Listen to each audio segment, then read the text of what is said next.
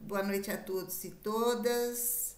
Nós estamos hoje na nossa 7ª reunião de estudos do livro Legado Roubado, do George James.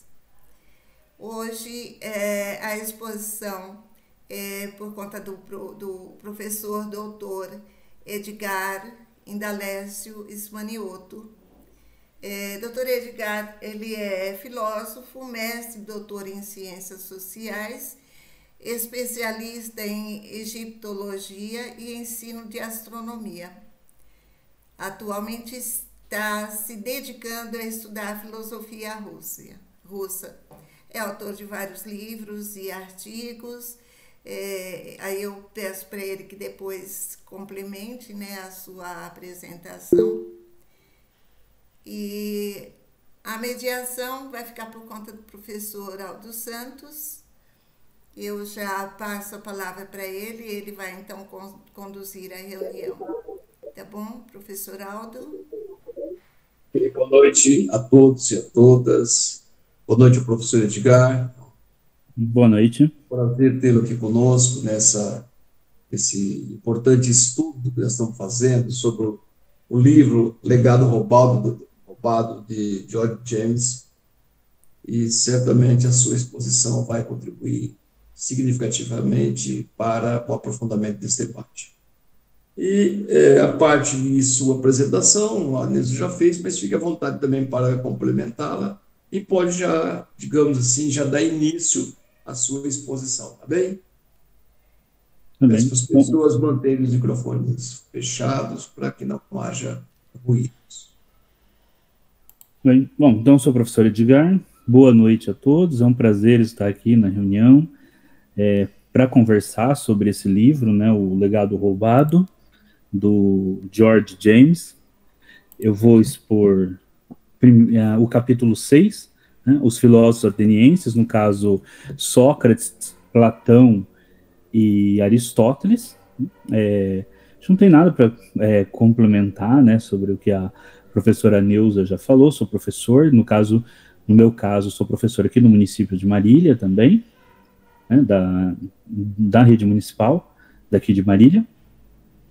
Mas vamos lá ao texto. Eu fiz uma forma de exposição que é a seguinte: eu vou expor o argumento do autor e aí já vou expor a minha crítica àquele argumento dele.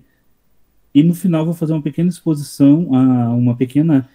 exposição do geral do livro, das questões que se apresentam aí no livro, né, e às vezes vai pegar um pouquinho daquilo que já foi, daquilo que está no início do livro, tá? Da apresentação da metodologia do autor em si, que eu acho interessante. Mas primeiro eu vou partir do capítulo 6 mesmo.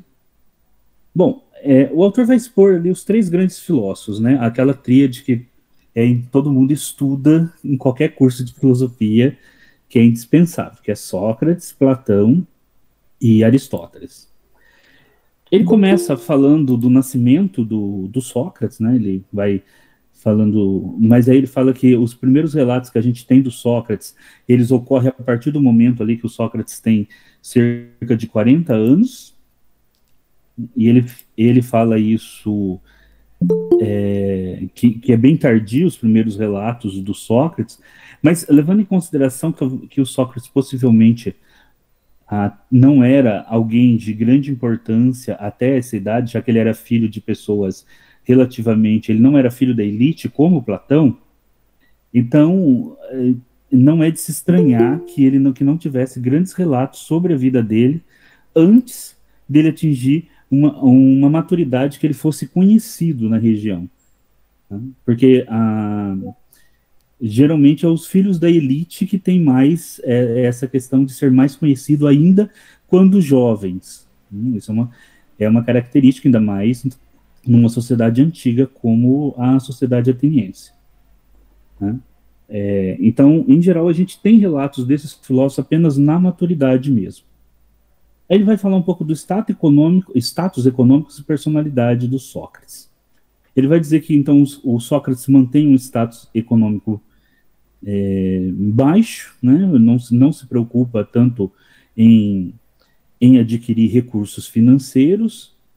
O próprio Platão faz isso, né, em relação ao Sócrates com os sofistas, e também que o Sócrates ouvia uma voz divina, né, que é o chamado daimon.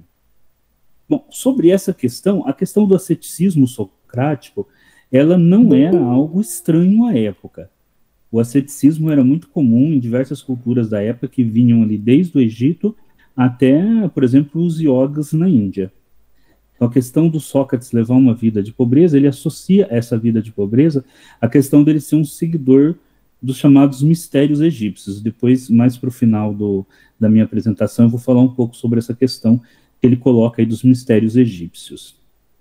Mas não seria de todo incoerente o Sócrates levar essa vida filosófica, essa vida na pobreza, o asceticismo como caminho para o conhecimento. Ele era muito difundido na Idade Antiga, ele vai ser difundido em outras correntes filosóficas e religiosas por toda a região do Mediterrâneo, do Levante, e até chegando na Índia também.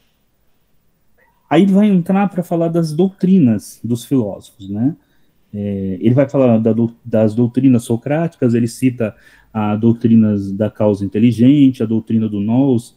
Aí ele vai falar que o Sócrates obteve isso do Anaxágoras, e do Anaxágoras ele obteve, então, essa doutrina, e o Anaxágoras obteve a doutrina do Demócrito, e o Demócrito certamente obteve, na concepção do autor, essas doutrinas dos mistérios egípcios. Ele vai também citar a questão da doutrina do bem supremo, vai falar da felicidade, do conhecimento, da virtude, e que essas doutrinas, elas, segundo o autor, elas estariam já presentes ali também nos mistérios egípcios, acerca da mente e do corpo. Ele continua citando a doutrina da transmigração da alma, da imortalidade da alma como do corpo como um túmulo da alma, e da doutrina, né, dos opostos e da harmonia. Aí ele fala que o Sócrates provavelmente adquiriu tem todas essas doutrinas a partir da leitura do Pitágoras, e que o Pitágoras, ou os pitagóricos, essas doutrinas a partir dos mistérios egípcios. Então essa é basicamente a linha que ele faz, né? Ele é uma linha mais ou menos constante no argumento dele. Então, que esses filósofos receberiam a doutrina de uns filósofos anteriores, que vai parar mais ou menos ali nos Pitágoras, e dos pitagóricos faz a ponte com os egípcios. Agora, uma questão que dá para se levantar disso é, primeiro, até que ponto essas doutrinas que ele cita como doutrinas socráticas, elas são tão importantes assim para o pensamento socrático, porque elas vão ser muito mais importantes para o pensamento platônico e não socrático, e hoje a gente já tem uma maior clareza onde começa um e termina outro, né, dentro da historiografia da filosofia. E também que essas doutrinas, a maioria delas não são a essência do pensamento socrático. A essência do pensamento socrático, aquilo que realmente faz com que Sócrates tenha uma grande relevância na história da filosofia, né, é a vida filosófica de Sócrates e o método do elencos, que é o método da pergunta sem que você chegue à resposta, que é diferente do método platônico, que é o da maiêutica, onde o Platão estabelece a pergunta, mas ele também te leva à resposta que ele quer. O Sócrates não te leva a uma resposta, ele te deixa em aberto para que você responda. Então, mesmo que o Sócrates tivesse adquirido essas doutrinas, seja de filósofos antigos da própria Grécia ou de uma corrente de mistérios egípcias, essa não me parece ser a centralidade do pensamento socrático. Mas a centralidade do pensamento socrático é a vida filosófica, né? É a vida filosófica, é a reflexão sobre a sua própria vida, e também o método de perguntas, que é exatamente por esse método de perguntas que vai levar o Sócrates ao julgamento, né? Que vai levar o Sócrates a ser a mosca de Atenas que incomoda todo mundo. Bom, aí o autor prossegue, ele vai falar também que o Sócrates tinha conhecimentos em astrologia e geologia, e que isso prova o contato com os antigos mistérios gregos.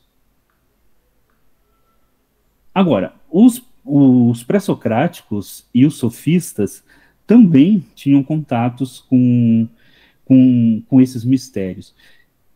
E é um elemento importante aqui nesse capítulo, nesse trecho, que ele cita como fonte o Aristófanes, na peça As Nuvens. Qual que é o problema dessa citação? A peça As Nuvens é uma sátira. E o objetivo da peça As Nuvens é fazer uma aproximação do Sócrates com os sofistas. É fazer com que o Sócrates seja mais um dos sofistas. Como os sofistas, eles eram professores pagos, e eles ensinavam sobre tudo, inclusive sobre as coisas do céu e da terra e tudo mais. Então, dizer que o Sócrates também tinha todos esses conhecimentos fazia com que você aproximasse ainda mais o Sócrates de uma corrente de pensamento que, na verdade, ele era o oposto dessa corrente de pensamento. Então, eu não vejo citar as nuvens como uma forma de dizer que o Sócrates tinha conhecimentos em astrologia e geologia como uma boa fonte para justificar esse conhecimento dele, já que você está citando uma sátira, né? Um texto que foi feito propositalmente para satirizar o Sócrates e aproximá-lo dos sofistas. E aí o autor vai para a última questão, que é o autoconhecimento, que é a questão do conhece a ti mesmo, que tinha no templo de Delfos e que tinha também nos templos egípcios, né? O conhece a ti mesmo. Que esse sim é um ponto importantíssimo do Sócrates, que é o conhecer a ti mesmo, que o conhece a ti mesmo, o socrático, é o conhece a ti mesmo via o método da pergunta, via o elencos, via a autorreflexão sobre si mesmo. Então, nesse sentido, então eu penso que a argumentação do autor, em algumas questões aí, ela carece de maiores fundamentos. Bom, deixa eu só pegar aqui uma anotação. Bom, aí ele vai falar também da conversa de despedida do Sócrates, né? Ele vai fazer o relato de quando o Sócrates está preso, ele vai fazer o relato da despedida, ele vai falar sobre... Aí o Sócrates fala da questão da imortalidade da alma. Mais uma vez, ele diz que esse era um assunto dos egípcios. Bom, e sim, era um assunto dos egípcios. Quando a gente conhece os textos egípcios, a gente sabe que a questão da imortalidade é uma questão central na cultura egípcia, mas na cultura egípcia não é apenas a questão central a imortalidade da alma. Na cultura egípcia, você também preserva o corpo, né? Mas para outras culturas da região, a imortalidade da alma sim era central. Então não me parece estranho que os filósofos gregos colocassem também a imortalidade da alma como central, já que a imortalidade da alma ela vai ser central na maioria, praticamente em todas as culturas humanas, até os tempos modernos, quando você vai começar a ter filosofias que não vão se refletir sobre a imortalidade da alma. Aí ele coloca mais duas questões ali, B e C, né, que é a possível fuga e recusa do Sócrates a fugir, né, que ele é oferecido para fugir e ele se recusa a fugir. E que ele coloca isso como o ideal de irmandade e companheirismo típico, né, dos maçons. E aqui depois eu vou entrar de novo a essa questão, né, que é a questão do objetivo do livro e do texto, que tem muito a ver com a questão do autor ser maçom, que tem muito a ver com a questão, né, da defesa da filosofia de escolas esotéricas. Tem muito a ver com essa questão. Ele vai dizer também a questão de pagar a dívida, né, que é a obra que você tem ali, o Sócrates se importando em pagar a dívida, e ele vai ligar todas essas questões à questão do companheirismo dentro de sociedades esotéricas, a questão de cumprir questões éticas e tudo mais dentro dessas sociedades. E por fim, bom, ele também cita ali algumas obras que falam do Sócrates, e já por essas citações finais que ele dá na bibliografia, a gente vê sempre que há muitas citações a obras mais de cunho esotéricos, de cunho maçônicos, do que obras de cunho propriamente, digamos assim, da historiografia, da filosofia, né? Mas obras mais de cunho mais esotérico. Bom, aí ele vai para Platão, né? Ele segue o mesmo esquema. Ele resume a obra do Platão, as doutrinas do Platão. Aí ele diz que, segundo alguns pesquisadores, as obras de Platão não seriam dele. No meu entender, tal afirmação ali, que é uma afirmação, digamos assim, bastante... É uma afirmação que necessitaria de maiores elementos para se fazer tal essa afirmação do que, na minha opinião, o autor oferece.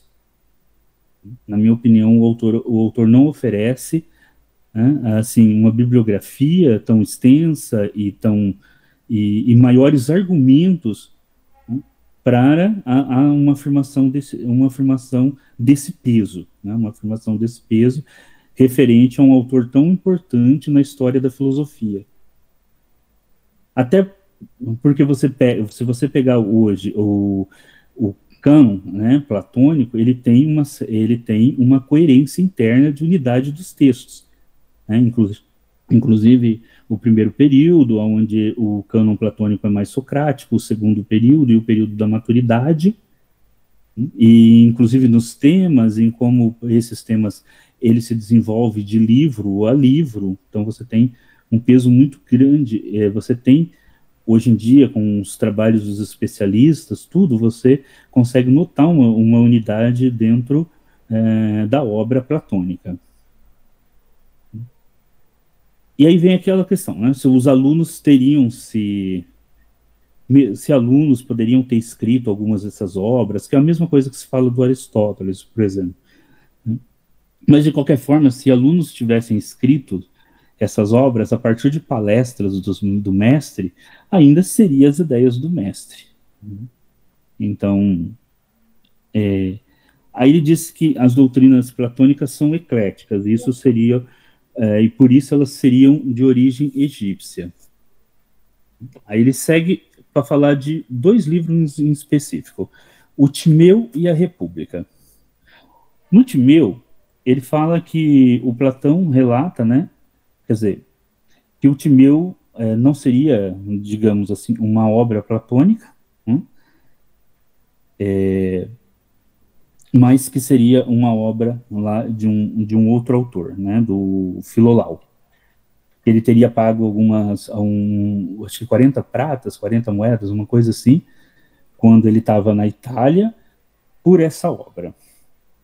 Bom, a questão do Timeu e de outras obras, é o Timeu e o Críticas, que o próprio Platão, quando está no Críticas e não no Timeu, mas como o Timeu e o Críticas eles estão ligados pelo mesmo arcabouço temático, eles foram escritos juntos, ambos citam, por exemplo, Atlântidas, ambos citam, né, a cosmogonia, que é citada no Timeu, também é citada no Críticas, e no Críticas, o Platão diz que, sim, ele recebeu conhecimentos do egípcios ali. O próprio Platão fala isso no Críticas. Ele diz o seguinte, que ele recebeu esses conhecimentos via um neto do Solon, que o Solon teria recebido esses conhecimentos de um sacerdote egípcio quando ele teve contato com a sociedade egípcia, ou foi o avô do Solon, ainda por cima, que recebeu esses conhecimentos, mas que nessa troca de conhecimentos que foi passando de geração para geração, não sabia mais nem quem era esse sacerdote, mas que havia sido uma troca. E eu acho que isso é um ponto muito interessante da gente lembrar, que nunca houve uma tentativa dos gregos de dizerem que não receberam conhecimentos egípcios. Eu estou aqui, por exemplo, com Vidas e Doutrinas dos Filósofos Ilustres, do Diógenes Laerte, e se você pegar o livro 1, já no proêmio, o Diógenes ele começa assim, ó: segundo alguns autores, o estudo da filosofia começou entre os bárbaros. Esses autores sustentam que persas tiveram seus magos, os babilônios ou os assírios os seus caldeus, os indianos os gnosofistas.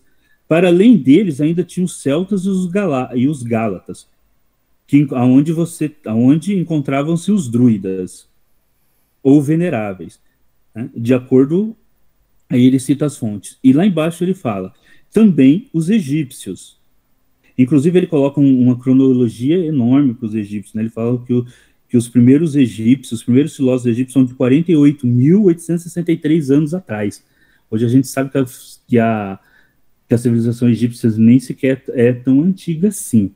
Mas ele coloca, então assim, os filósofos gregos, eles sempre colocaram, sempre foi de domínio que eles estudaram sim no Egito, que muitos deles foram para o Egito e que tinham conhecimento sim da filosofia egípcia e que havia um diálogo ali com pensadores egípcios, ou pelo menos os filósofos, os mais antigos, tiveram esse diálogo com o Egito.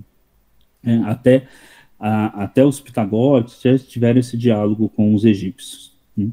Bom, a questão é que hoje, na historiografia, quando você pega a antropogênese e a cosmogênese do Timeu e compara com os pequenos trechos que ainda sobraram da obra do Filolau, você percebe que, e isso há artigos científicos publicados sobre isso, você percebe que o Timeu não foi uma cópia dessa obra, como o autor afirma. Né? E isso ele afirma com base no próprio Diógenes de Laércio.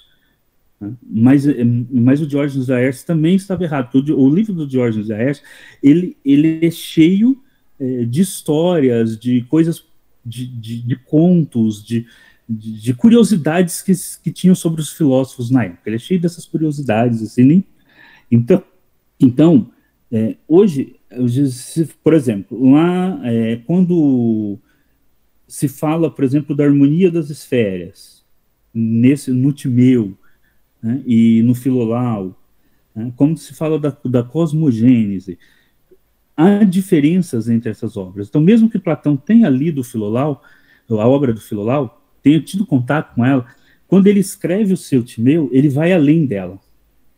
Tá? Ele vai além dessa obra.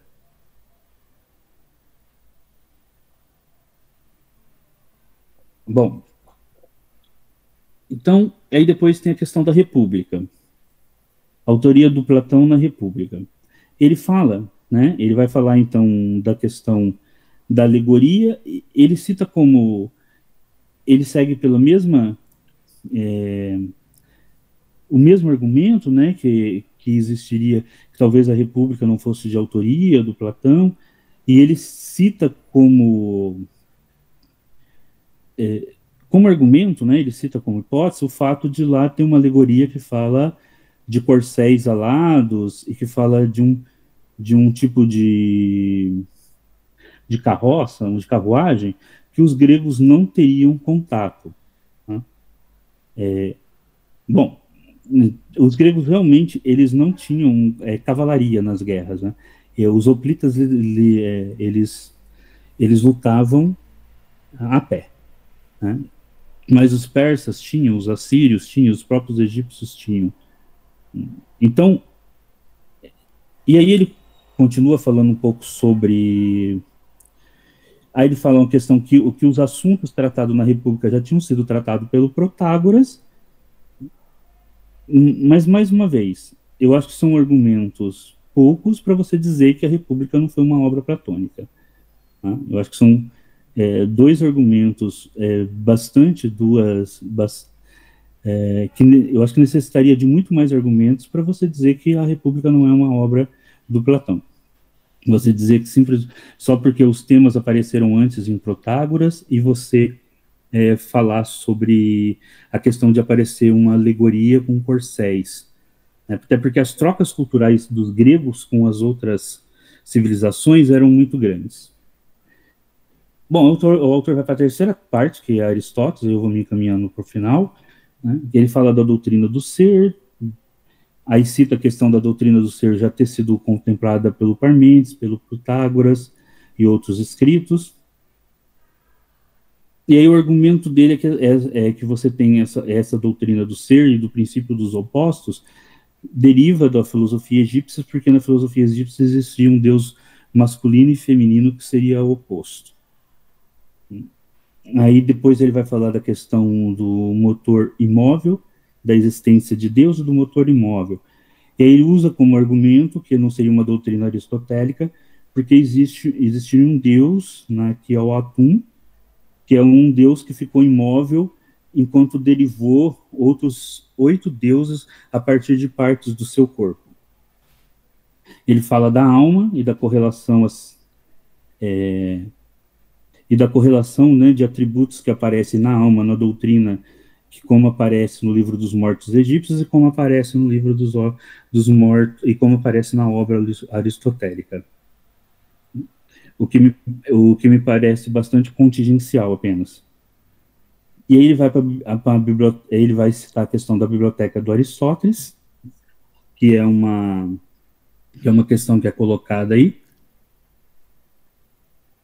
que seria que ele apresenta primeiro assim, tem 3 argumentos da filosofia: que o Alexandre teria dado dinheiro para Aristóteles comprar livros, que o Aristóteles teria estudado 20 anos com Platão, e que ele foi para Atenas quando Alexandre iniciou a invasão para o Egito.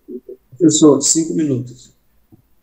Bom, e qual que seria então e qual que é o argumento do autor?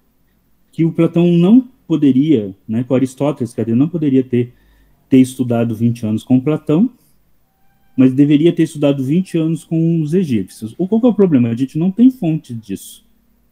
Não há fontes que o Aristóteles teria estudado com os egípcios. Não há relatos de que o Aristóteles teria estudado com os egípcios durante 20 anos. Então, você fica simplesmente, assim, na opinião do autor, que seria, digamos assim, mais coerente, mas não existe fonte historiográfica. Que ele foi com Alexandre, quando Alexandre invadiu o Egito, também não há fontes nenhuma sobre isso, não há nenhum relato que isso tenha acontecido, né? E que lá ele teria feito notas sobre os livros egípcios. Então, esses são os argumentos do autor. Agora, para encerrar, eu quero apresentar apenas 2 coisas sobre o Egito em geral e a questão da filosofia. A primeira questão é o seguinte: o Egito tem uma grande importância na história da filosofia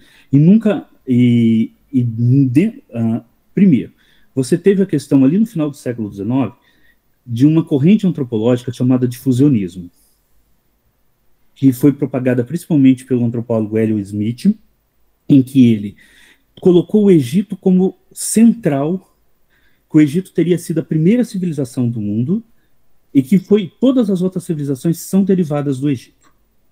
Essa corrente é o difusionismo. Hoje ela é muito pouco difundida dentro da antropologia ocidental, mas ela ainda é muito forte na Rússia, principalmente. Tá? E você tem a questão do corpus hermenêutico. O corpus hermenêutico ele foi constituído no século II por filósofos neoplatônicos. Só que na época, e como também no final da Renascença, na Renascença, o corpus hermenêutico ficou muito famoso, justamente porque se acreditava que o corpus hermenêutico, então, ele era o livro mais antigo de filosofia, porque tinha se produzido pelos egípcios. Então, ele era tido como o primeiro grande livro de filosofia, só que o problema é que o Corpus Hermenêutico ele foi escrito no século II, então ele era neoplatônico, ele já estava carregado de platonismo, porque ele foi escrito por neoplatônicos, mas ele foi interpretado como sendo um livro mais antigo de filosofia. Então, por que eu estou citando esses argumentos? Porque demonstra-se que nunca houve uma resistência ao Egito ter sido o centro da civilização. Ao contrário, sempre houve uma tentativa, inclusive dentro da filosofia, do corpus hermenêutico, etc., de dizer que o Egito era, sim, uma grande civilização. Tá? Era a civilização principal, da onde teria derivado as outras civilizações. Bom, colocando isso, eu preciso só de mais 5 minutinhos, o autor no geral da obra. O que eu posso falar do autor do geral da obra? Primeiro, que essa obra, né, ela é uma obra de cunho de filosofia. Eu acho que ela tem muito mais elementos de filosofia esotérica, propriamente, tá? Do autor, de uma aproximação muito mais com a filosofia esotérica. Tá? Há uma grande número de citação de autores, de obras como, por exemplo, Os Antigos Mistérios e a Moderna Maçonaria, e de obras escritas por teosofistas, Rosa Cruzes, na bibliografia que o autor se utiliza. Tá? Então, há um grande número de obras esotéricas citadas ali, né? E dentro do esoterismo ocidental, existe toda uma questão de... Você tem, dentro do esoterismo ocidental, duas correntes. Uma corrente que buscou na Índia, através da Helena Blavatsky, a antiguidade de seus conhecimentos, e uma corrente maçônica rosacruciana que buscou no Egito a antiguidade dos seus conhecimentos. Né? Então, e o autor me parece se filiar a essa segunda corrente. Então, ele coloca ali o tempo todo, né, a questão do Egito como base. Né? E aí, por exemplo, ele cita algum argumento, ele diz, por exemplo, que a filosofia não seria grega, porque a boa parte da filosofia foi feita numa época que a Grécia estava em guerra. Mas, assim, quase toda a filosofia neoplatônica e a filosofia dos padres patrísticos e o Santo Agostinho estavam escrevendo em épocas das invasões bárbaras. Né? O Descartes estava escrevendo na época da Guerra dos 30 Anos. O Victor Frankenstein estava lutando na Primeira Guerra Mundial quando ele teve. Então, não me parece um bom argumento dizer porque a Grécia estava em guerra, não poderia se produzir a filosofia. Então, o que eu penso? Eu penso que um melhor argumento sobre essa questão do Egito, quem nos traz, só para encerrar agora a minha última fala, é o Sheikh Anta Diop.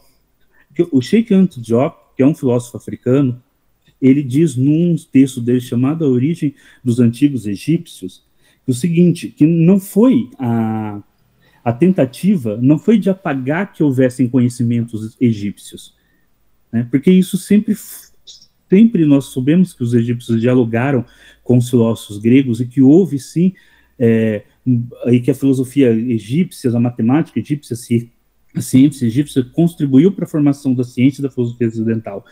Mas ele diz o seguinte, que a tentativa foi outra, foi apagar o fato do Egito ser uma nação negra.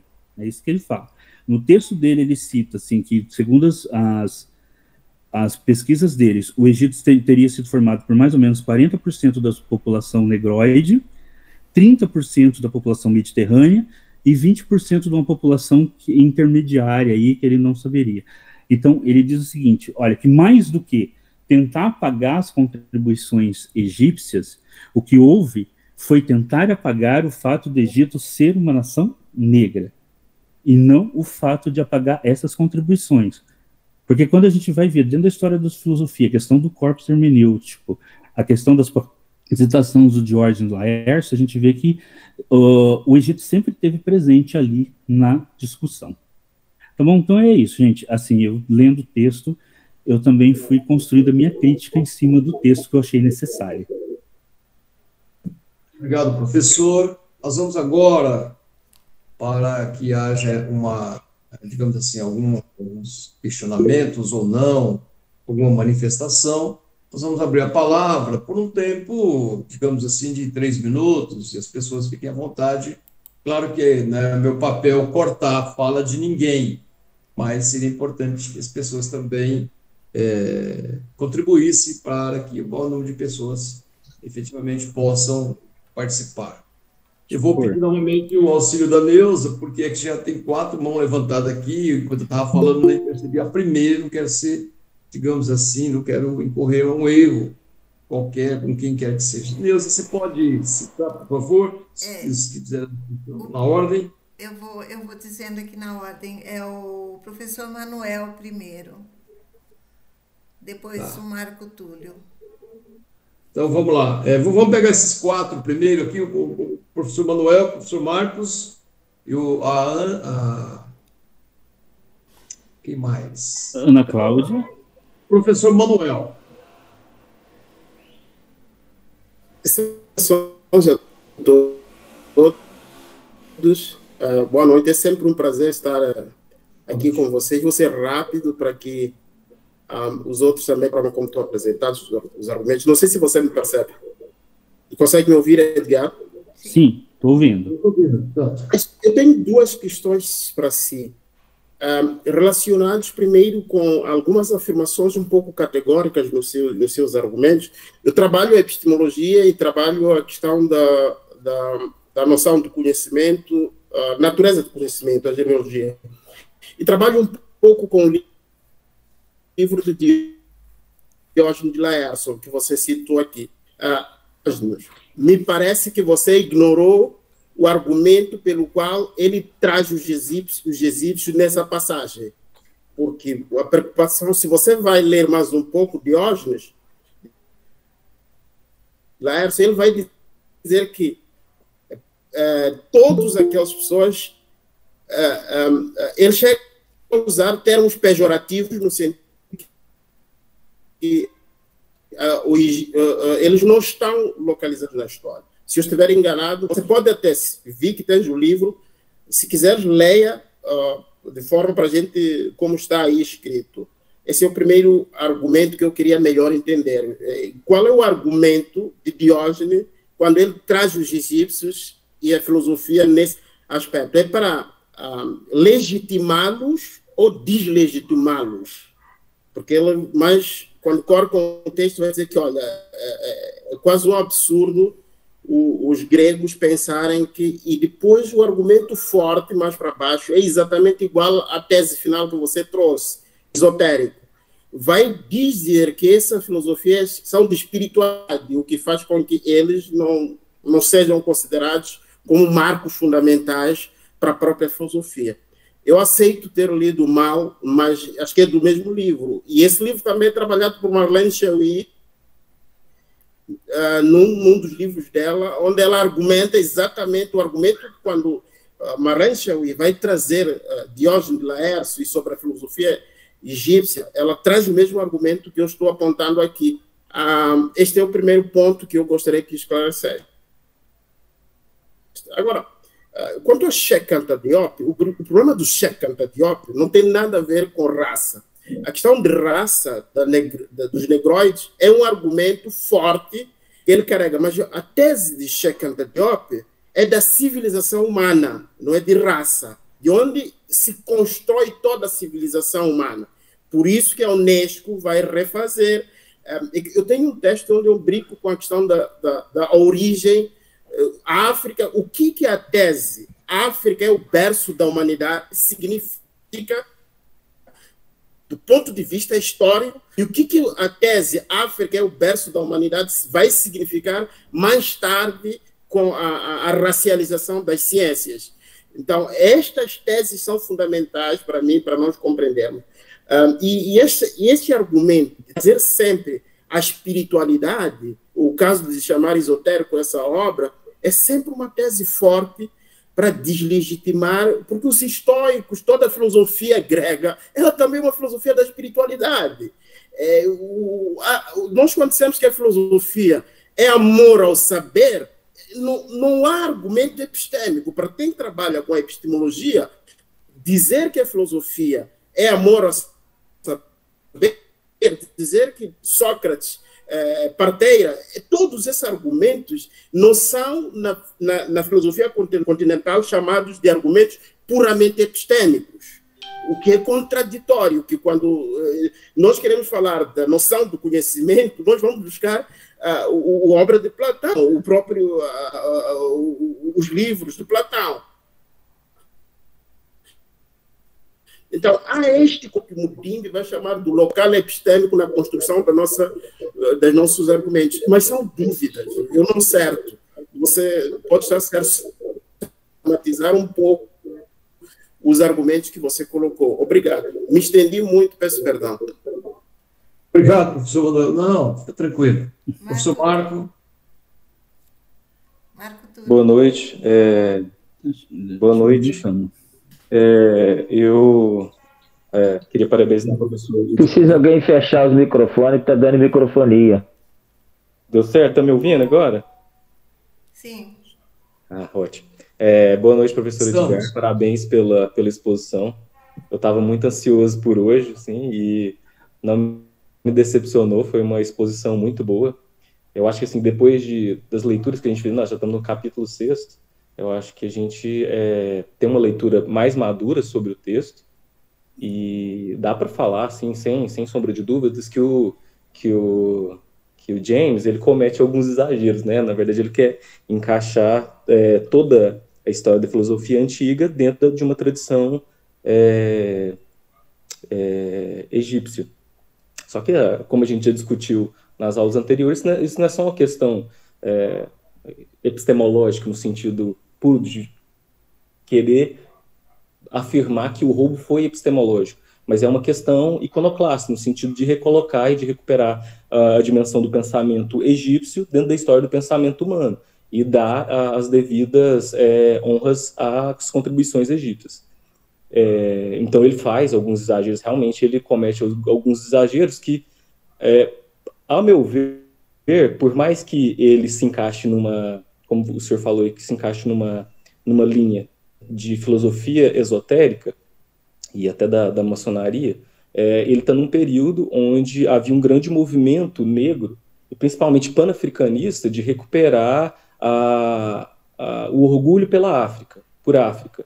Então você tem o Marcus Garvey, que é um cara lá da Jamaica, que faz um movimento grande de levar expatriados africanos de volta para a África e construiu uma terra de liberdade na África, que foi a Libéria. Então tem todo um contexto de escrita de justamente recuperar esse orgulho de ser africano e reunir esse povo que foi dispersado na diáspora africana. Então, acho que o exagero é justamente por isso. Olha, se a gente não se posicionar dessa forma, pode ser que eu não seja ouvido, então vou cometer esses exageros. Em relação à coerência interna dos textos platônicos, eu só queria te fazer uma pergunta, aí se depois você me corrige se eu estiver errado, porque os textos platônicos que nos restaram, eles são textos, cópias dos monges dos monastérios que copiaram. A gente tem poucos fragmentos, realmente, dos textos platônicos. Então, essa coerência interna, ela não pode ter sido dada ao longo dos anos, principalmente pelos neoplatônicos. Lógico que teve todo um trabalho filológico para poder recuperar essa coerência interna e todo o sistema de conhecimento, né, todo o conhecimento, todo o cerne da questão da teoria do conhecimento platônico, mas ela foi sendo moldada também ao longo dos anos, principalmente pelos neoplatônicos.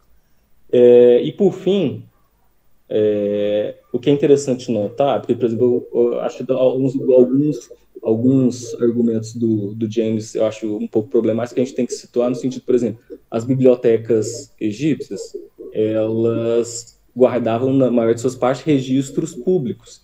Então, não eram bibliotecas que fossem, e depois você me corrige isso também se eu estiver errado, não eram bibliotecas no sentido que nós temos hoje de bibliotecas. Lógico que nada impede que tivessem livros que acumulassem conhecimentos desenvolvidos ao longo dos anos. Mas esse conceito de biblioteca contemporânea é um pouco diferente desse conceito. E aí, por exemplo, falar do Aristóteles, lógico, eu acredito que o Aristóteles foi privilegiado por conta da expedição e do colonialismo de Alexandre o Grande. É evidente que ele levou amostras para ele, mas falar que ele roubou os livros talvez seja um pouco mais complexo, no sentido de quais eram realmente esses livros. Mas, sem dúvida, aí eu discordo da parte que você fala, de que o Egito foi sempre reconhecido como um lugar de saber. Tanto é que a gente percebe, principalmente no Kant, no Hegel, e grandes filósofos do iluminismo, o racismo epistemológico evidente nas falas deles, de que não reconhecem o Egito, de que o Egito se transformou numa nação, ou foi reconhecido como uma nação após o colonialismo inglês, e de que as obras egípcias, elas são muito estranhas, são muito desenvolvidas para aquele povo ter desenvolvido elas. Então, acho que talvez seja um pouco problemático nesse sentido, esse argumento de falar que se reconhecia o Egito como fonte de saber. Na verdade, isso é um movimento mais contemporâneo, né, após ali o iluminismo, do que propriamente antes do iluminismo. Muito obrigado, foi excelente, perfeito. Acho que foi uma das, sem tirar o mérito dos outros, mas foi uma das melhores apresentações. Obrigado, gente. Obrigado, professor. Próximo, Neuza, é a Ana Cláudia. Cláudia. Depois a Sônia. Ana Cláudia. Bem, eu não vou falar que tua apresentação me agradou. Muito pelo contrário, fizeram muita propaganda no teu nome. Se você tivesse num grupo de estudos de filosofia grega, eu acho que você estaria no lugar correto. Não num grupo de filosofia africana. Você veio aqui para desconstruir, para desmontar, para destruir. Mas eu entendo, esse é o papel do homem branco, não é verdade? Eu não reconheço na tua fala, por exemplo, um conhecimento de cultura. Quando você fala de esoterismo, você está falando a partir de Europa. Você não está falando da magia africana. Você não está se posicionando, você não tem posicionamento. Você está partindo a sua fala totalmente do conhecimento europeu. Então, eu não reconheço, sabe? Me desculpa, não vou te elogiar, não. O pessoal está te elogiando, mas me desculpa, foi a pior fala até agora.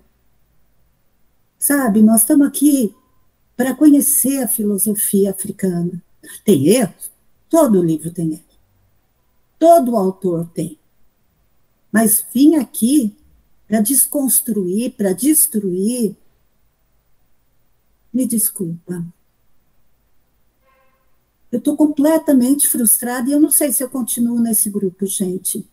Porque minha proposta é estudar filosofia africana. E não é isso que eu estou vendo.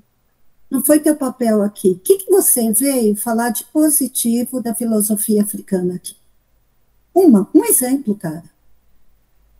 Você só falou contra. Você só exaltou os gregos. Você só desconstruiu, sabe, o trabalho que foi feito por esse autor. Todo pensador tem seus erros? Tem. Mas você não apresentou uma coisa positiva. Eu estou frustradíssima, eu estou irritadíssima. Quem me conhece sabe que eu já teria desligado essa câmera e ido embora há muito tempo, mas eu não ia te dar o gostinho de aplaudir teu trabalho como se eu tivesse achado bom. Sinto muito. Vai falar de filosofia grega em grupos de filosofia grega. Não venho aqui destruir o trabalho que está sendo feito.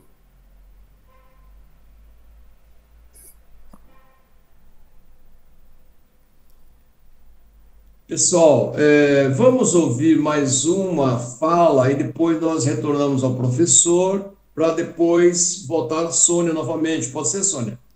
Que tem, acho que o... É o Valner. Eu queria falar logo. Pode Quer falar ser? logo? Então, por favor. Desculpa, só um minutinho.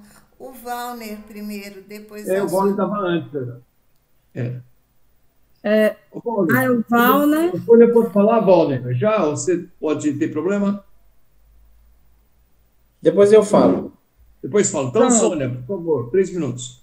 Bom, é bom as leituras, né? Eu gosto muito das leituras. E como eu estou lendo o Ramose, né, dentre outros, autores, e essa semana eu fui agraciada ainda pela leitura do Ramose, né, do Assante, em outros textos. Então, o título, né, que foi até o professor Manuel, e aqui também foi passado, sobre a legitimidade e o estudo da filosofia africana. Ana, eu comungo com todas as suas palavras. Eu já não estou vendo mais sentido nesse grupo, para falar a verdade, porque se é para deslegitimar a filosofia africana, eu estou fora. Eu já disse isso. Eu venho aqui para aprofundar. Eu não venho aqui para escutar colegas que têm uma visão eurocentrada e que estão praticando aquilo que o Ramose coloca aqui, ó. Eles fizeram isto, cometendo epistemicídio, ou seja, o assassinato das maneiras de conhecer e do agir dos povos africanos conquistados. O epistemicídio não nivelou e nem eliminou totalmente as maneiras de conhecer e agir dos povos africanos conquistados, mas introduziu, entretanto, e numa dimensão muito sustentada através dos meios ilícitos e justos, a tensão subsequente em relação entre a filosofia africana e ocidental na África. O que eu estou vendo aqui é um grupo que está tentando provar que a filosofia africana não é filosofia e que, de fato, a filosofia africana não tem sua origem na Grécia. Eu estou em contrário a tudo isso. Então, se for para estar num grupo, não para estudar um pensamento, um pensador africano, dentro das suas argumentações, porque ele não só traz Dionísio de Laércio, não, ele está fazendo um estudo comparativo. Ele traz um estudioso de Platão, que eu tenho aqui, que eu estudei na graduação, que é o Schmid, não sei como é que se pronuncia direito, agora eu estou muito... Tem outros aqui, ele traz o Diles, que eu já li, que é um historiador da filosofia. Então, ele traz outros argumentos. Então, se for para a gente argumentar a não legitimidade da filosofia africana dentro das suas aulas, as suas origens, vamos estudar a filosofia ocidental e parar de dizer que é filosofia africana. Porque o que está acontecendo aqui é o epistemicídio puro do pensamento ocidental em relação à origem da filosofia. Gente, vamos combinar. Então, assim, eu quero historiadores, eu não quero dizer... E parece-me que as pessoas que argumentam contra a filosofia africana, elas não entenderam o método que o autor está trabalhando, é o método comparativo. Esse autor, ele não acordou de manhã e disse isso tudo, não. Ele fez um estudo profundo, ele fez um estudo comparativo, que o Ramose faz, que o Assante faz, justamente para mostrar as atrocidades que o colonialismo pratica até hoje na mente das pessoas. Bom, eu estou no processo filosófico da minha autodesconstrução enquanto pensadora, justamente pela falta de legitimidade da filosofia grega, que desconstrói e comete o epistemicídio mesmo. Eu advogo isso. E, sinceramente, está escutando vários colegas da área de filosofia fazer isso aqui num grupo de filosofia africana pan-africanista é o caos. Então, não. Bom, se vocês estão afim disso, ótimo. Eu, particularmente, não estou. Isso aí eu digo claramente. Eu estou afim de pegar a filosofia africana, ir aqui para um Ramose, ver os argumentos, fazer as comparações históricas, filosóficas. Eu não vim aqui para desconstruir o pensamento africano, não. Não vim, não estou. e para mim também está um horror. Pronto, é isso, eu concordo plenamente com a Ana. Discordo não, e outras colegas aqui, que já se pronunciaram aqui no chat. Está perdendo sentido, está perdendo sentido. Se é para desconstruir, desconstruímos. E não vamos estudar mais, porque não tem mais sentido. Pronto. Sônia, só um parênteses que eu acho legal. Toda crítica é bem-vinda, toda crítica é fundamental, principalmente no âmbito dos filósofos e das filósofas. É fundamental a crítica, né? Mas, assim, nós temos um livro orientador do debate. Esse grupo é um grupo ainda de professores que não tem uma formação definida. Eu imagino que tem gente aqui que está começando agora. Eu, por exemplo, sou um dos que estou me deparando agora com o ensino da filosofia africana. Eu não tenho um acúmulo como tem grande parte das pessoas. Então, assim, a minha ideia é de que nós precisamos continuar, concluir o livro. Ao final do livro, vamos dedicar um momento para fazer um balanço do que foi esse livro, essas exposições. Eu acho que esse talvez seja o método mais tranquilo para a gente resolver, digamos assim, antagonismos, divergências. É a forma de nós, no momento oportuno, vamos ver a próxima exposição, no momento oportuno a gente fazer um balanço do como foi diante da pluralidade do grupo e das diferenças de formação, até mesmo das pessoas que compõem esse grupo. Mas vamos lá para a próxima inscrição, vamos lá. É o Valner, depois o Aldacir e a Deusuíta. Valner, Aldacir, eu queria propor que a gente encerre com esse bloco, tudo bem? Para depois devolver para o autor, para o professor, para nós concluirmos hoje. Já estamos assim um pouco extrapolando o nosso tempo. Pode ser, gente? Então vamos lá. Bom. Valner. Olá, pessoal, boa noite, tudo bem? Mais uma vez é um prazer estar com vocês nesta noite, debatendo sobre a filosofia africana. Vocês estão me ouvindo bem? Sim. Bom, primeiramente eu apoio a fala da professora Ana Cláudia e também da Sônia. Estou um pouco nervoso agora, né? Enquanto uma pessoa que é formada em filosofia, eu acredito que o argumento do professor ultrapassou o limite, né? É uma forma de desvalorizar realmente do que foi dito durante esse percurso de estudo do livro Legado Roubado. Eu gostaria de fazer uma pergunta para o professor. Antes disso, um grupo é fundamental, o meu conselho agora é fundamental, é um grupo muito bom, é possível, né, caçar essas pessoas tentando desconstruir o pensamento ocidental. Então, fiquem no grupo até o final, se possível a gente vai ler, conselho meu, certo? Justamente, a gente não precisa ter medo, tremer diante desses posicionamento, né, que está baseada na filosofia ocidental.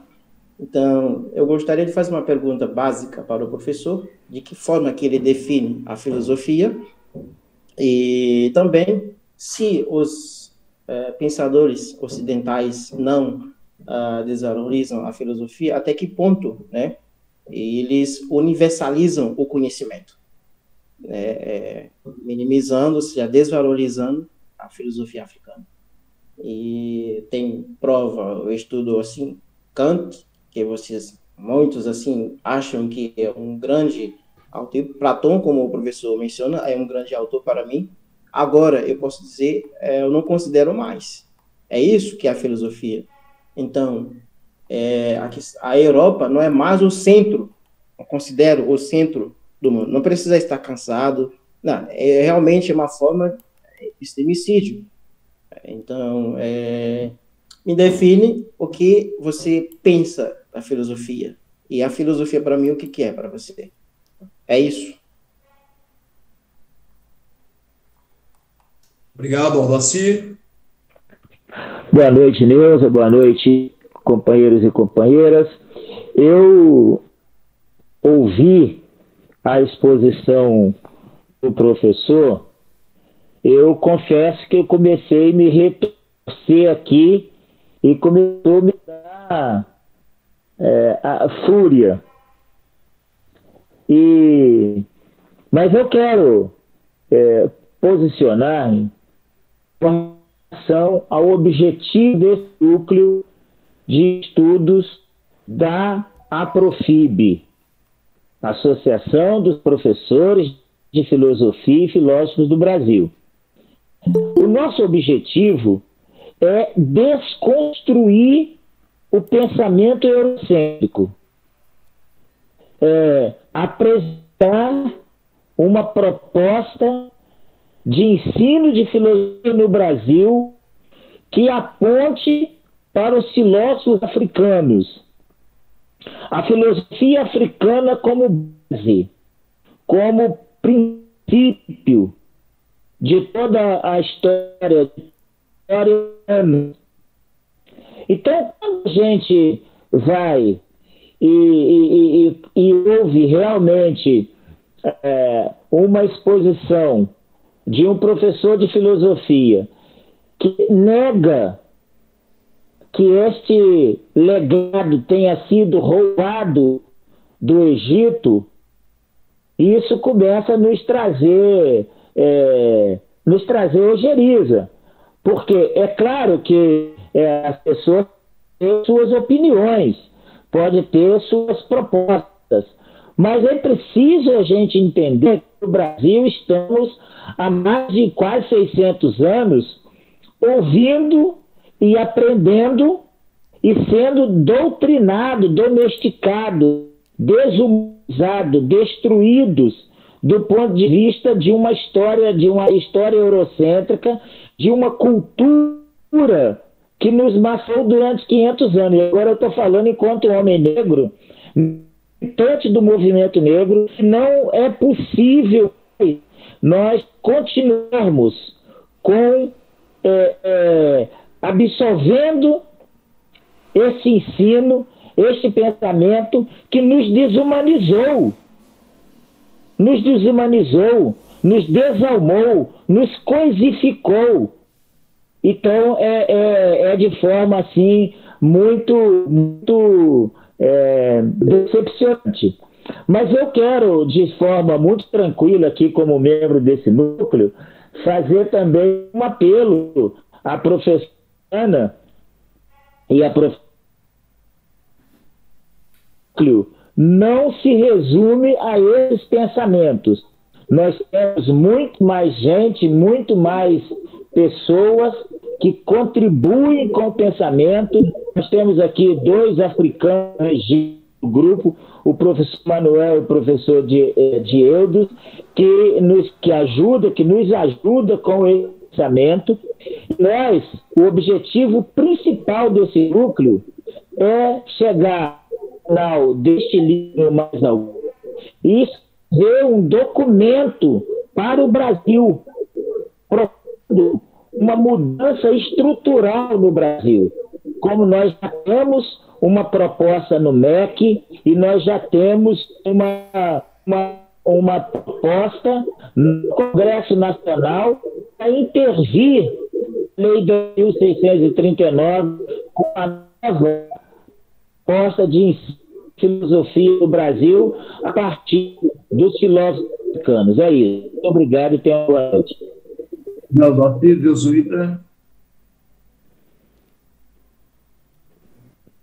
noite. Boa noite. Assim, eu, ouvindo a todos, tentei fazer aqui uma separação, porque assim, ficou mais claro, talvez, a gente acaba com tantas informações, mas assim, quando eu vi a voz do professor Aldo, ele falou o grupo da APROFIB, da Associação dos Professores. Em seguida, eu vi as colegas a Ana Cláudia e Sônia também falou, nós estamos aqui com o estudo da questão da filosofia africana, aí eu fiz uma separação. Estamos nesse grupo, né, um grupo sobre o estudo da filosofia africana, além de que temos o grupo oficial, que é o grupo, né, da Associação dos Professores do Brasil, como a professora Neuza sempre chama a atenção.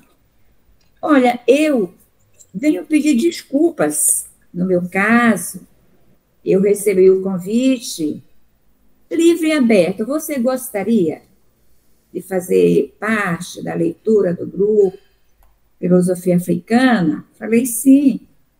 Você gostaria de ficar com algum capítulo? Foi tudo muito livre. Eu entendi, nós estamos fazendo um estudo. Hoje é tão bom fazer um estudo nesse país, fazer um estudo dos diversos temas. Aí eu até peguei os pré-socráticos, não foi? Na semana passada eu fiz o que eu pude para falar sobre os pré-socráticos, a partir do livro. Mas, assim, eu falei que eu era o quê? Uma pessoa interessada em conhecimento e curiosa. Talvez eu não sei se eu pude contribuir ou não. Se eu não pude contribuir, eu peço muita desculpa para o grupo da filosofia africana. E, se for necessário, a gente até sai do grupo, uma vez que eu não tenho os conhecimentos, né, para essa discussão. Peço mesmo desculpa se eu não consegui contribuir, mas não foi pela má fé, não. Foi até por ingenuidade, tentando achar que, estando fazendo a leitura, estaria contribuindo. Então, ao grupo, desde já me desculpem se a minha participação não foi assim, foi vitoriosa. E então, de certa forma, bem tranquila, viu, pessoal?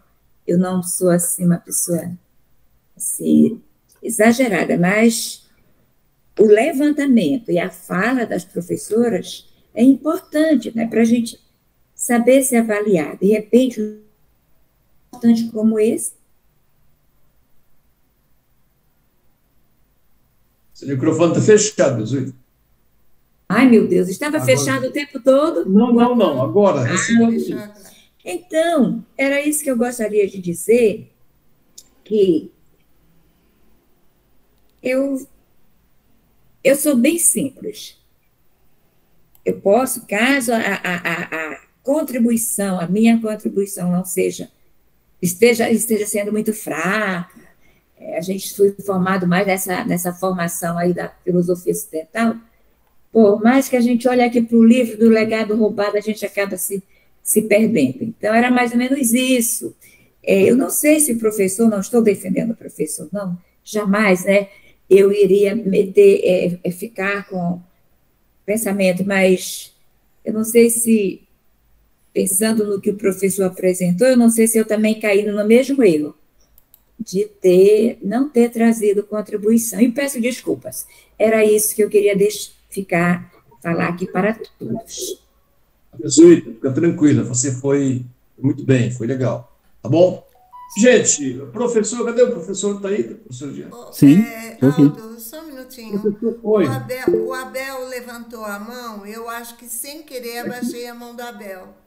Abel? Então desculpa, aqui abaixou a mão, eu pensei que eu tinha eu acho que declinado. Eu, Abel, então sem querer abaixei a mão dele. Abel? Pensei que tinha cortado minha palavra. Abel, vai lá. Tranquilo. Não, eu acho assim, sabe?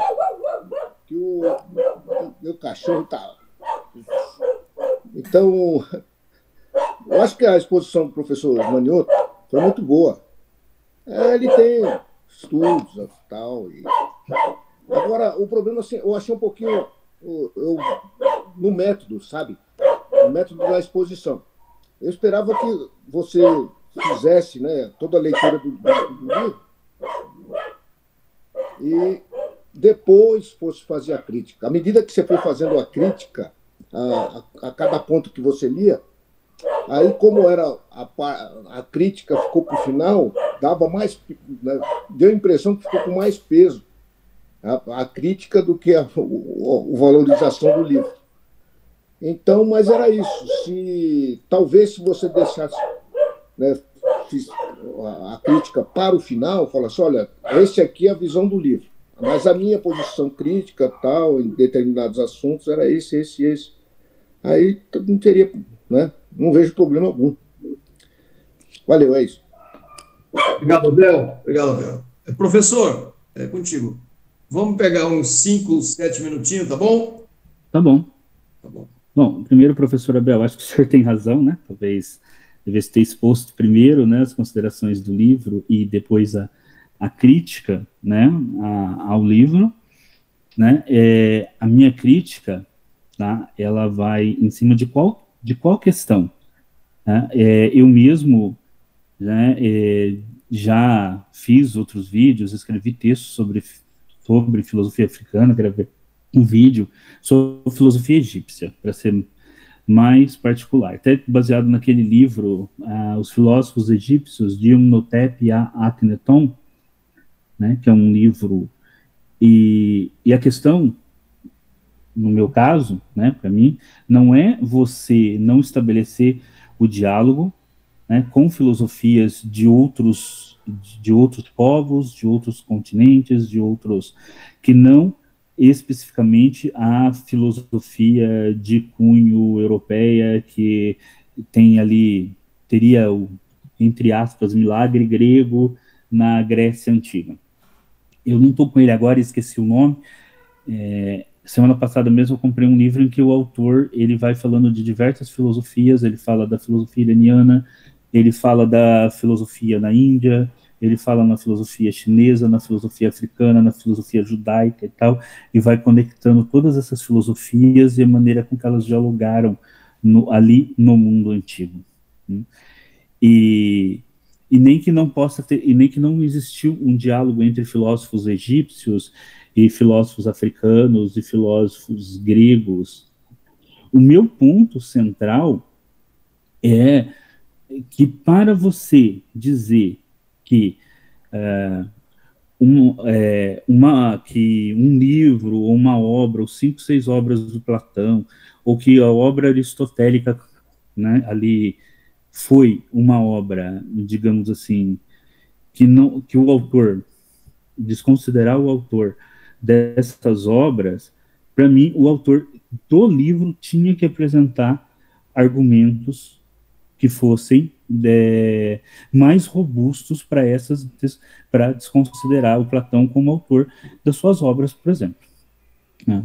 E isso não significa que não existiam filosofia, que não tem filósofos egípcios ali dialogando, que o Platão não tenha dialogado com filósofos egípcios, né? E que o Aristóteles não tenha dialogado com filósofos ali da região, que eles não tenham se lido entre eles. Infelizmente, a gente teve uma perda enorme das bibliografias disso, com as queimas de biblioteca.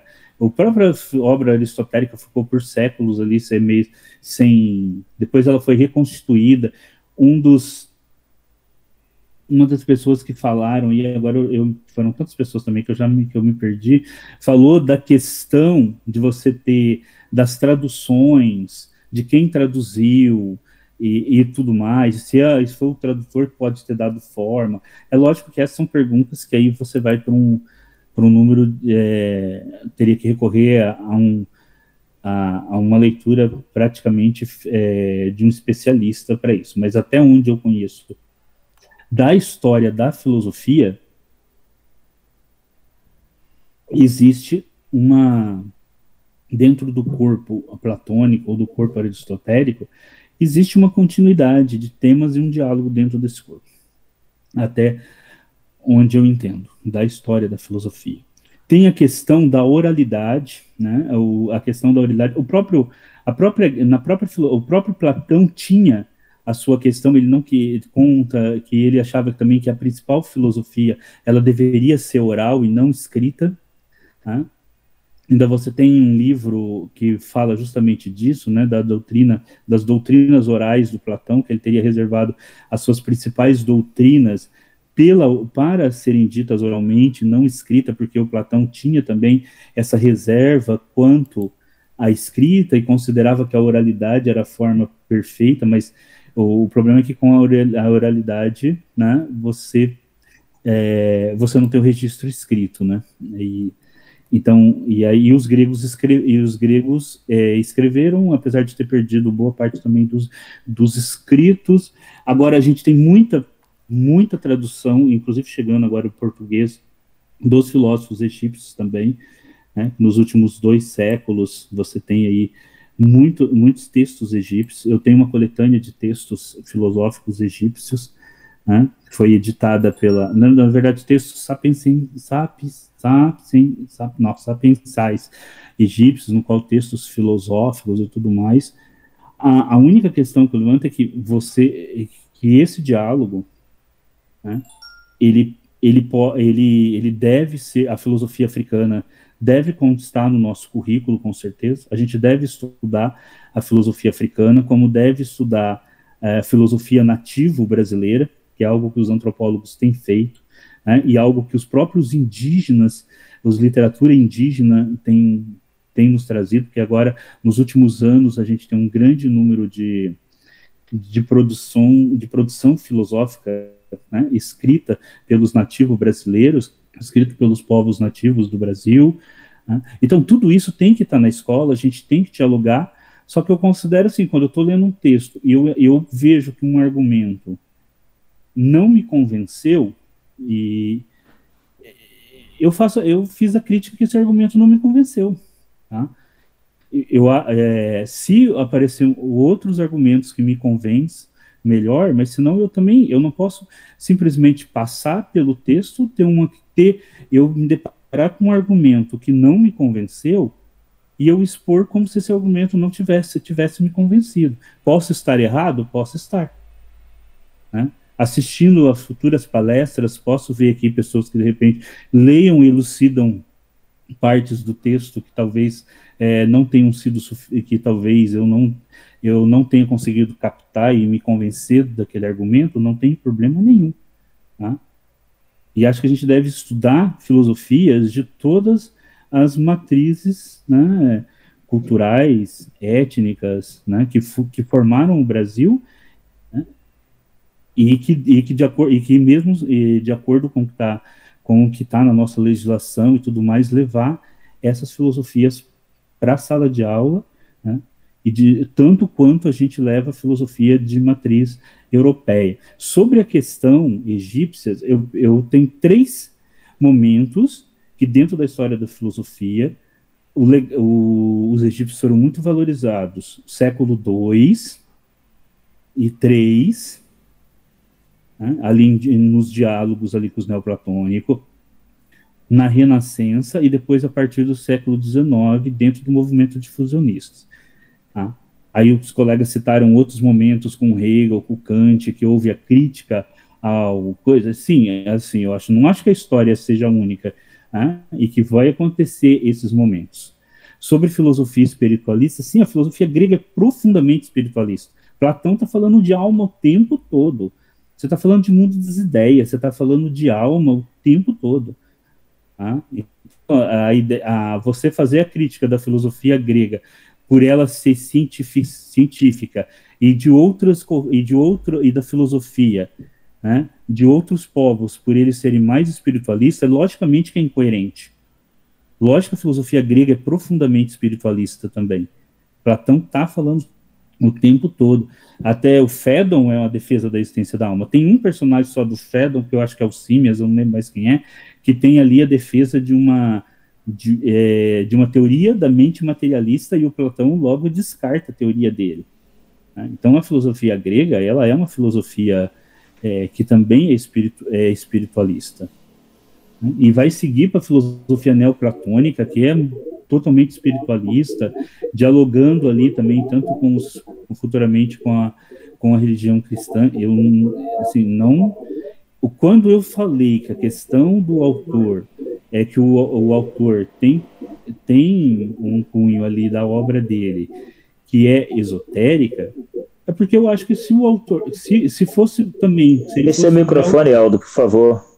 Se ele fosse um neopositivista, um positivista, um cientificista, a gente deveria também trazer isso para o debate. Tá? eu acho que a gente deveria trazer também para o debate. Se ele fosse em qualquer, de uma corrente, se ele é de uma corrente espiritualista, e de uma determinada corrente, e que uma corrente, né, que trouxe essa discussão, a gente deve também colocar essa discussão. Eu não vejo qual é o problema de colocar essa discussão, tá? Então, assim, a minha posição foi de trazer o texto, dialogar com o texto, fazer a crítica do texto, e lógico que estou aberto para contra-crítica, e que vou refletir sobre a fala dos colegas, sobre essa crítica, não tem nenhum problema quanto a isso. Eu acho que essa é a questão da filosofia. Até quando o colega falou, qual que é a sua concepção de filosofia?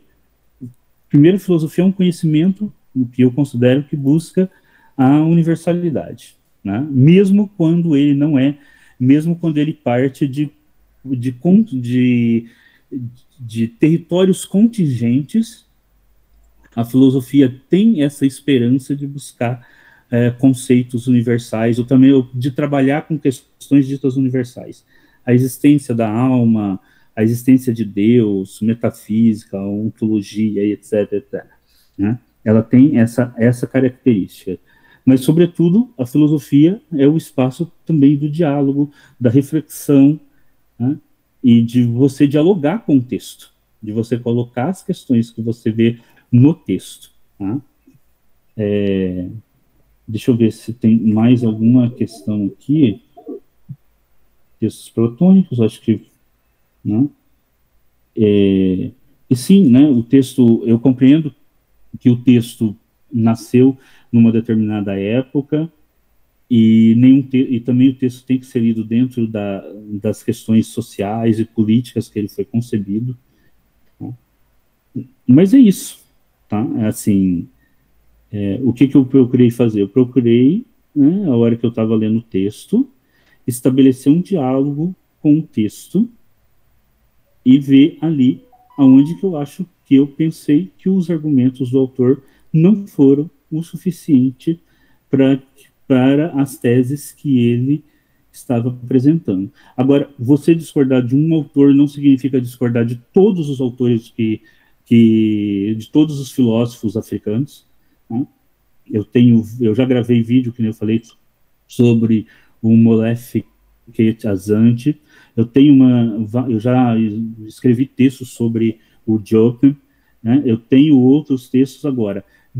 Agora, se eu encontro um autor, seja ele grego, seja de matriz, seja ele egípcio, seja africano, seja chinês, russo, ou qualquer outro autor, que eu vejo ali que os argumentos dele, eu preciso, né, fazer a crítica a um determinado argumento, eu vou fazer. Tá? Porque eu acho que esse é o papel da filosofia e do filósofo, é fazer essa crítica, né? Agora, se era só para apresentar o texto, sem fazer a crítica, sem estabelecer essa conversa crítica, aí eu peço desculpas a todo o grupo, não era a minha intenção. E eu não desvalorizo a filosofia africana, como eu não desvalorizo a filosofia africana, tá? Essa perspectiva, e nem a filosofia de qualquer outra matriz. Eu só quis apresentar, porque eu acho que você vê que uma obra toda de um autor, ou livros importantes, não foi aquele autor, né? Eu acho que você precisa ter argumentos muito maiores do que o que é apresentado. E, assim, eu encerro, né, para não ficar... Eu já ultrapassei 7 minutos faz tempo, mas é isso, gente. Então... Ok, obrigado, professor. Nós vamos continuar na próxima aula o debate, o livro, vamos esgotar esse livro. ao final, nós assumimos um compromisso de fazer um balanço sobre o conjunto das exposições, sobre o que acrescentou para todos nós, porque aqui nós temos professores que são doutores da academia, tem professores que é do ensino básico, tem pessoas que não são professores, que estão nesse grupo como um todo. Eu entendo que a riqueza, que a importância do grupo está exatamente nessa pluralidade. A gente pede paciência, não paciência, a gente pede, digamos assim, considere também, eu, por exemplo, sou um aprendiz, eu quero continuar aprendendo, eu não tenho domínio como algumas pessoas aqui já têm, e acho importante que todos nós aqui possamos avaliar, e ao final, do ponto de vista metodológico, vamos fazer um balanço, vamos fazer uma avaliação do como foi a exposição deste livro e pensar o próximo livro daqui para frente, para que o Núcleo possa continuar com esse trabalho extremamente importante, viu? Eu diria que é um dos grupos mais importantes que hoje a gente tem, por exemplo, na Profib e em outras entidades de filosofia, porque permite que possamos ter contato com outras leituras, com outras percepções e com a realidade. Eu estou encantado pela filosofia africana, mas eu sou absolutamente neófito, que não conheço quase nada ainda. Então, quero agradecer a todos e todas por mais essa participação. Semana que vem a luta continua, os debates continuam e as divergências certamente também, porque a gente cresce na divergência e não na omissão. Tá bom, gente? Obrigado, boa noite a todos e até a semana que vem. Só um minutinho, Aldo.